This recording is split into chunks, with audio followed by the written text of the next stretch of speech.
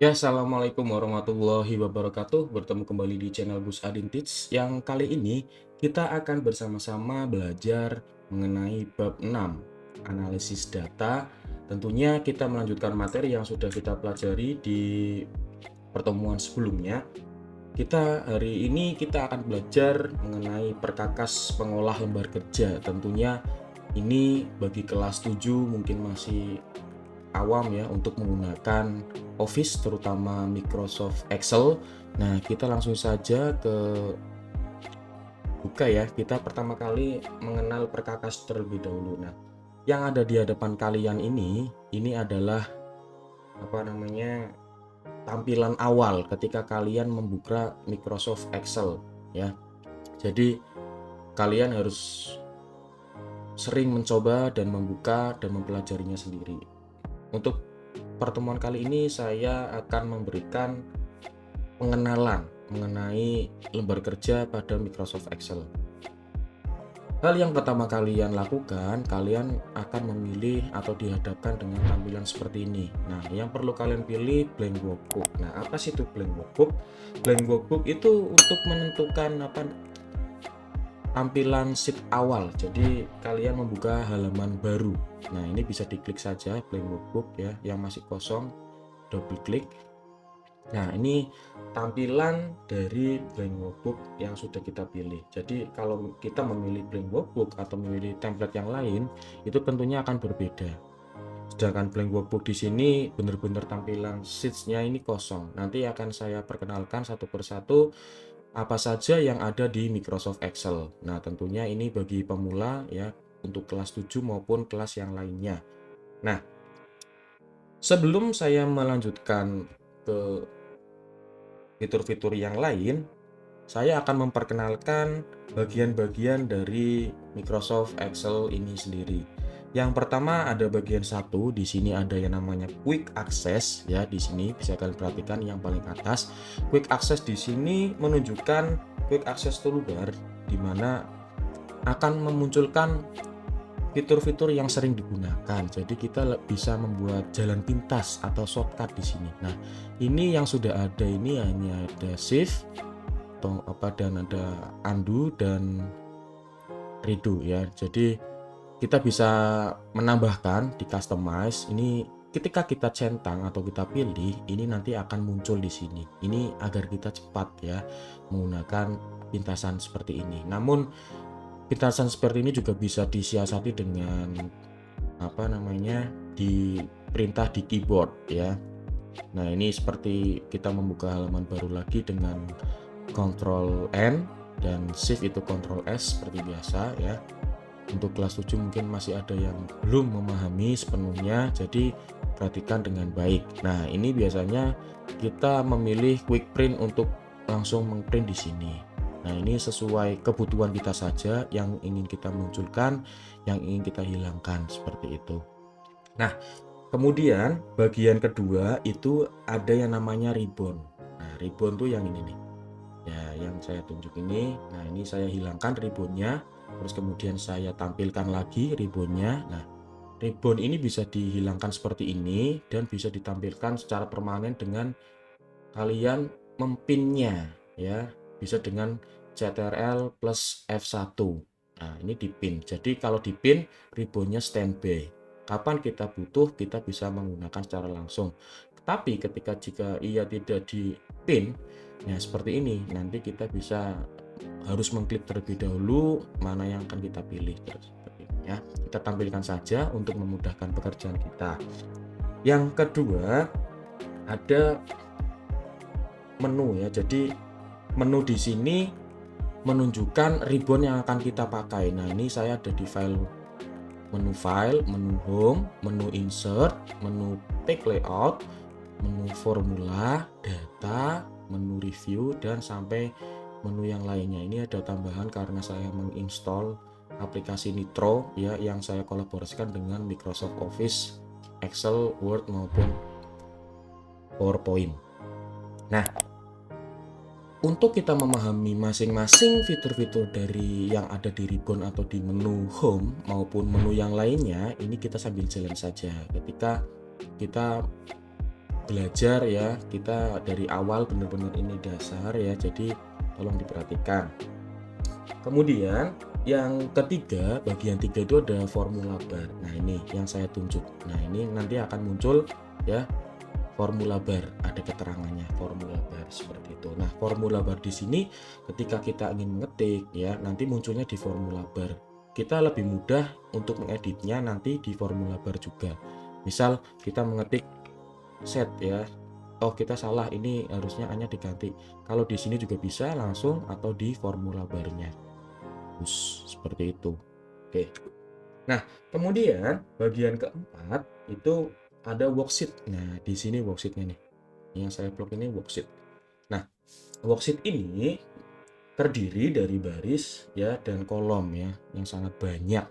Ini dari ada A, B, C. Nah, perlu kalian ketahui kolom ya, kolom itu yang terdiri dari ada A, B, C, D, E, F, G. Nah, ini namanya kolom.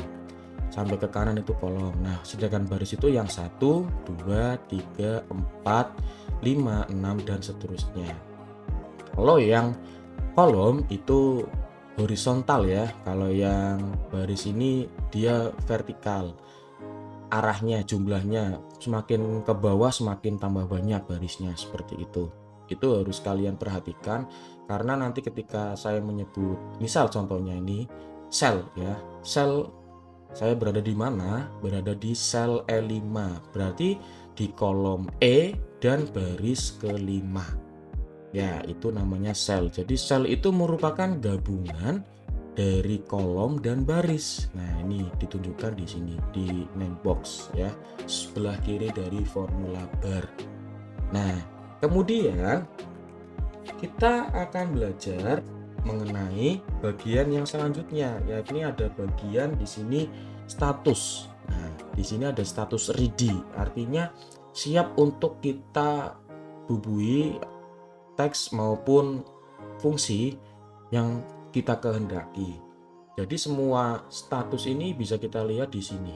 Nah, ini statusnya ready. Kalau kita sudah memasukkan data, nanti otomatis di sini statusnya juga akan berubah sesuai data yang kita masukkan. Nah, untuk sel sudah, dan kemudian ada lagi di sini ini bagian sheets ya, ibarat kita punya buku, kita itu mau bekerja di lembar ya. Ini lembar yang pertama, sheet 1. Kalau Office-nya Office 2010 mungkin sudah muncul sheet 1, sheet 2 dan sheet 3. Namun ini saya menggunakan 2019 kalau tidak salah, ini hanya muncul sheet 1, termasuk 2016 juga 1. Jadi sama saja sebetulnya, versi Office apapun itu sama saja, cuma beda UI tampilannya saja. Nah, untuk fitur-fitur yang paling beda ada lagi ya.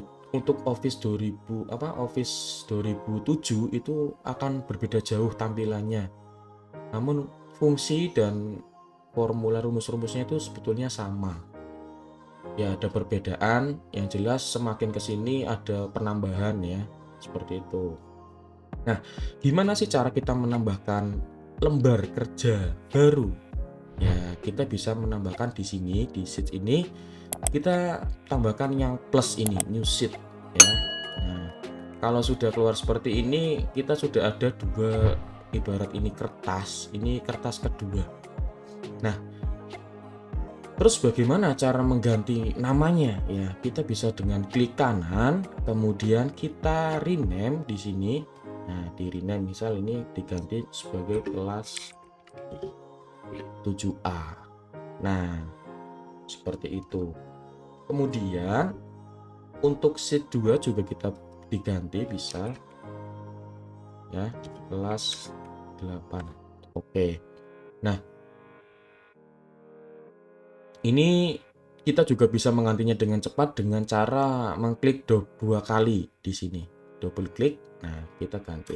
Misal kita salah mengetik, nah seperti itu. Jadi nggak perlu klik kanan terlebih dahulu. Klik kanan juga sama ya.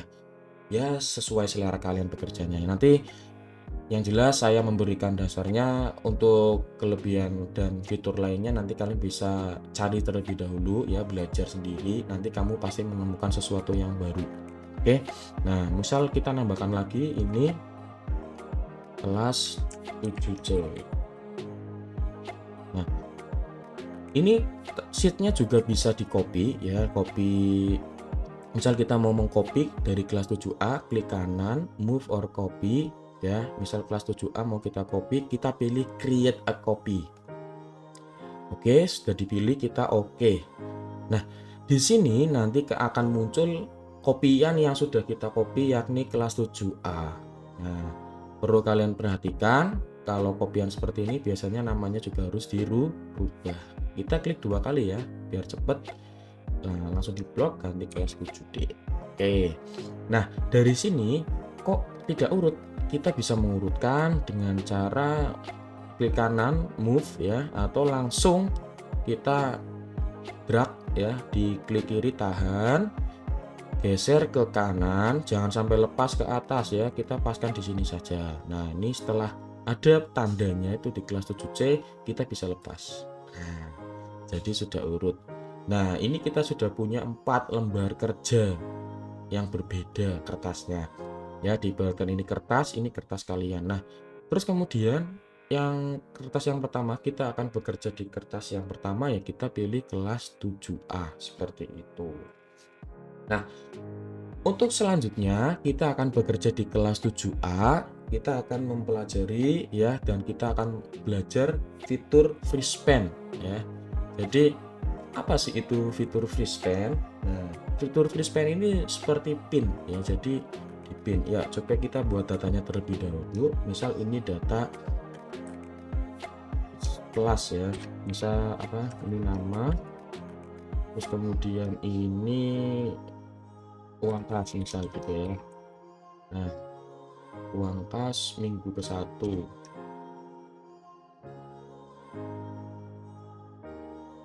uang kas minggu ke-1, terus kemudian ada beberapa ya. Nih kita buat data yang mudah dulu aja, yang penting kalian bisa memahami fungsi dari freeze pen. Nah, ini kita buat tarik saja, kita bisa menariknya ke kanan ini ya, saya ulangi. Nah, ini ada yang ditarik saja, ini bisa mengkopinya langsung ke kanan. Ini misal ini untuk 1 bulan, ada 5 minggu. Nah, terus kok tumpang tindih seperti ini, kita bisa mengkliknya 2 kali di sini antara kolom C dan D, kita klik 2 kali, double klik, klik. Nah, sama. Nah, keluar ya. Jadi ini akan menyesuaikan sesuai dengan yang kita ketikkan. Nah, untuk nomornya kita isikan nomor 1, nomor 2, nomor 3 dan seterusnya. Tapi kita tidak usah mengetik, kita hanya cukup mengblok 1 dan 2. Terus kemudian di sini ada yang hijau ini pojok, kalian klik 2 kali. Ya. Tapi kalau ini kita tahan saja, kita mau buat seberapa. Nah, misal ada 32 siswa. Nah, ada 32 siswa. Tentunya ini sangat banyak ya, 32 siswa. Nah, kemudian kita masukkan nama. Nah, namanya ini random saja, misalnya ini Ari, misal ini Budi, terus kemudian ini misal, saya lanjutkan ya.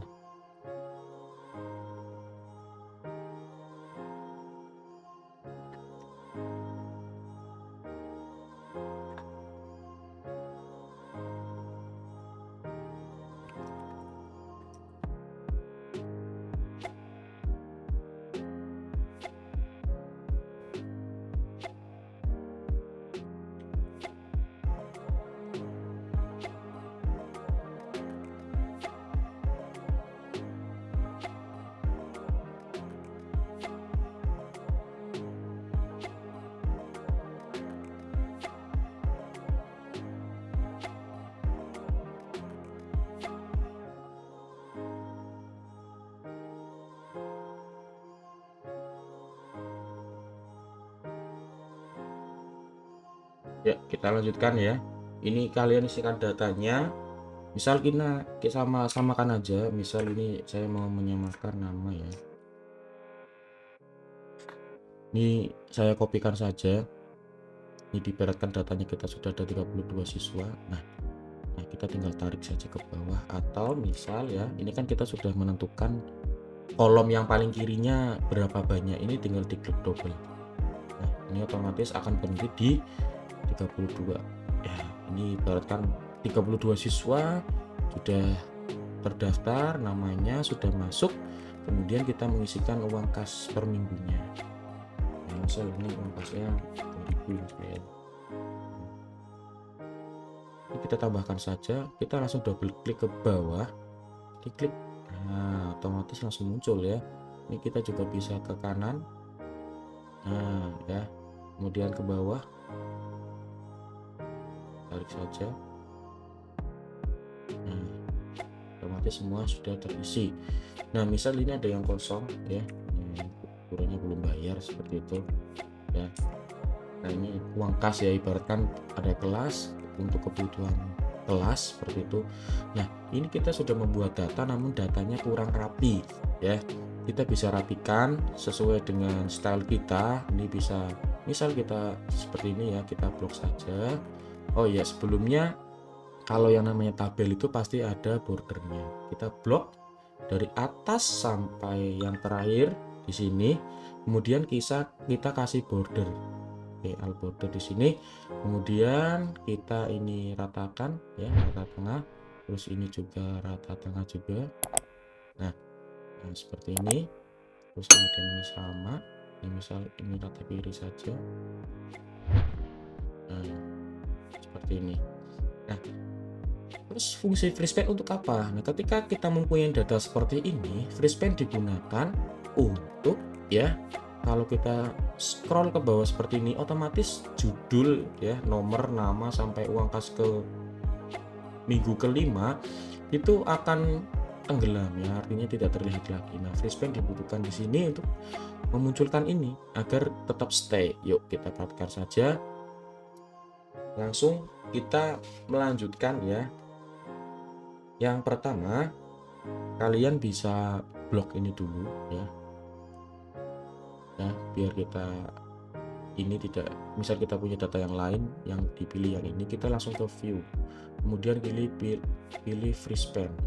Nah, di menu view ini kita pilih FreeSpan, kemudian kita pilih FreeStop Row, artinya yang kita bakukan itu di baris paling atas, yakni baris ke 1. Ini sudah kita klik. Nah, ketika kita scroll ke bawah, nomor, nama, dan uang kas sampai minggu kelima itu tidak ikut hilang. Berbeda dengan sebelumnya yang tadi ikut hilang. Seperti itu. Nah, kemudian ada beberapa hal yang ingin saya sampaikan, terutama kaitannya dengan fitur dasar ya di sini untuk di bab 6 ini.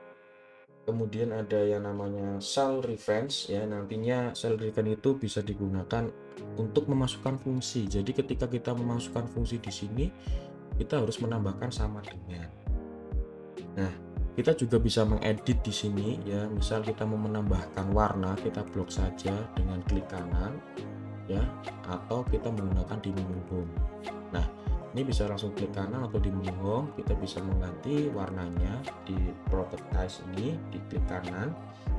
Nah, ini bisa diganti warnanya di warna kuning seperti ini gitu ya. Jadi kita juga bisa mengubah macam-macam ya. Ada, kalau di menu home kita bisa mengubah teksnya, kita blok saja, kita pilih ya mana teks yang kita sukai seperti itu ya. Misal kita pilih yang standar saja ya, biasanya kalau standar itu Times New Roman.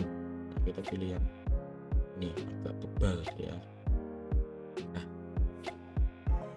Nah, ini data-data benar yang dibuat oleh anak-anak ya seperti ini biasanya. Tapi kalau bisa diubah lagi data seperti ini, kita bisa nanti menggabungkannya. Coba kita perhatikan ya, ini tambahan ya.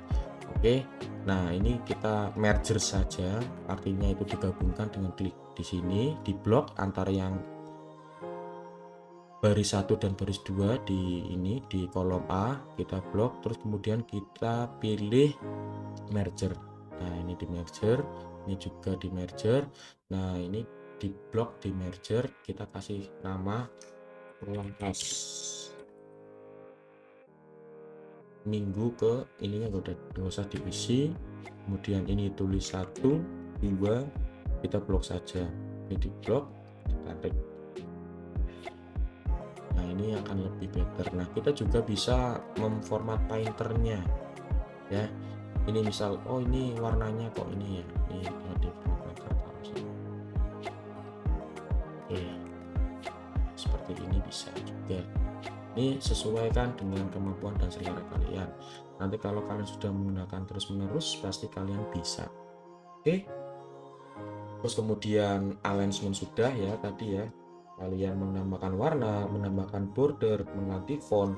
Ukuran font juga bisa dirubah di menu home. Ini ada menu ukuran, misal ini kurang besar ya kita tinggal besarkan di sini. Kita mau pilih ukuran seberapa, kita sesuaikan, misal seperti ini.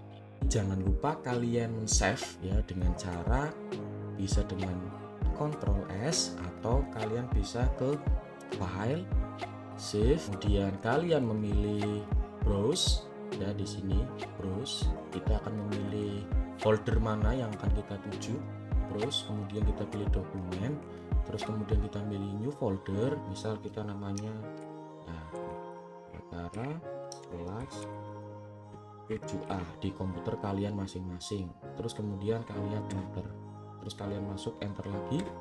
Nah ini kita rubah menjadi latihan fungsi dasar Microsoft Excel. Terus kemudian kalian klik save. Oke, mungkin itu yang bisa saya sampaikan untuk pertemuan kali ini. Kurang lebihnya mohon maaf. Bila taufiq walhidayah. Wassalamualaikum warahmatullahi wabarakatuh.